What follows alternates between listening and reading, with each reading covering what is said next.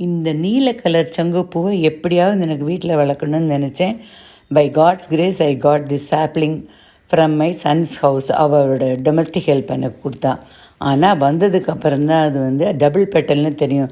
ரொம்ப அழகாக இருக்குது இந்த பூ. எனக்கு அந்த காலத்தில் எங்கள் பாட்டி வந்து பூஜலம்னு குடிப்பா. சுவாமிக்கு பூஜை பண்ணினோடனே அந்த பூவெல்லாம் பிரித்து லோட்டஸ் ஒரு நாளைக்கு, சங்குப்பூ ஒரு நாளைக்குன்னு போட்டு குடிப்பா. ஆனால் அதுக்கு வந்து எவ்வளோ பெனிஃபிட்ஸ் இருக்குதுன்னு எனக்கு அன்றைக்கெல்லாம் தெரியாது.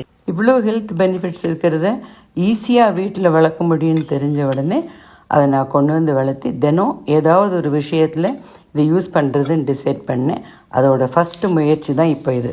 இன்றைக்கி வந்து அதில் கேபேஜ் கேப்சிகம் ரைஸு இந்த ஒரு 20-30 ஃப்ளவர்ஸ் எடுத்து அதில் வந்து திக்காக வந்து கான்சென்ட்ரேட்டடாக ஒரு 3 கப்பு தண்ணி எடுத்தேன். 1 கப்பு ரைஸுக்கு 2 கப் தண்ணி வச்சு பாஸ்மதி ரைஸை குக் பண்ணி எடுத்துட்டோம். 1 டீஸ்பூன் ஃபைன்லி சாப்டு ஜிஞ்சர், 1 டீஸ்பூன் கார்லிக், ஒரு 2 table spoon cabbage, 1.5 table spoon capsicum and ஒரு ஃபைன்லி சாப்ட் 1 பிகான்.